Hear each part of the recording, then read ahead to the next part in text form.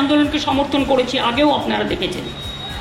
কিন্তু যে রাজনৈতিক দলগুলো রাজনীতির খোরাক তুলে একতরফা প্রচার করছেন, আমি তৃণমূল কংগ্রেসের এতদিন যাদের আমি একটি কথাও বলতে বারণ করেছিলাম, আর দু একজন যারা বলছেন আমি ছেড়ে দিলাম স্পোক্স পার্সনের পোস্ট, তাদের আমরা আগেই সরিয়ে দিয়েছি।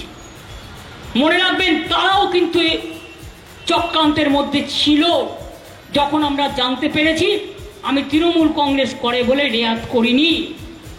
হাসপাতালের কাদের ট্রান্সফার করা হয়েছিল? প্রিন্সিপালকে করা হয়েছিল।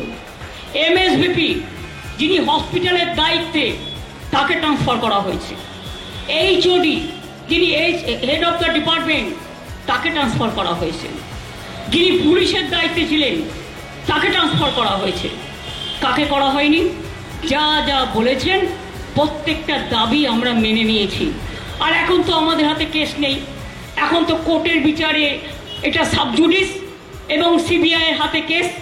আমরা আমাদের এভিডেন্স কাগজপত্র সব তুলে দিয়েছি। তাদের যদি আরও কোনো সহযোগিতার প্রয়োজন হয় আমরা দিতে রাজি আছি, কিন্তু প্রোভাইডেড দোষী ব্যক্তিদের গ্রেপ্তার করে তাদের ফাঁসি দিতে হবে। যারা অ্যাকচুয়াল দোষী, দোষীদের আড়াল করা চলবে না। সামাজিক সংস্কারের অনেক কর্মসূচি হাতে নিয়েছি, সেটা থেকে সিপিএমের খুব রাগ হয়, বিজেপির খুব রাগ হয়।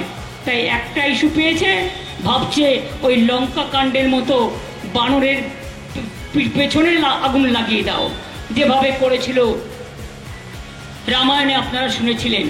আমি এখানে বলি, এখানে লঙ্কা কাণ্ড করা অত সহজ নয়।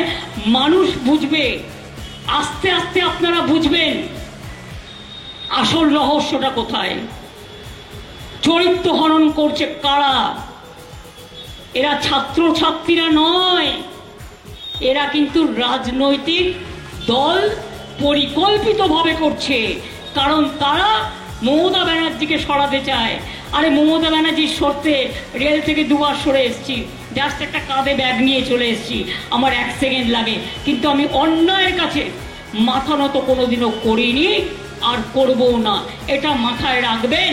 আমার মাথা নত করতে হলে আমি মানুষের কাছে করব, কিন্তু আপনাদের মতো জঘন্য মানসিকতার জঘন্য রাজনৈতিক দলের কাছে নয়। এটা মাথায় রাখবেন। আমি এটুকু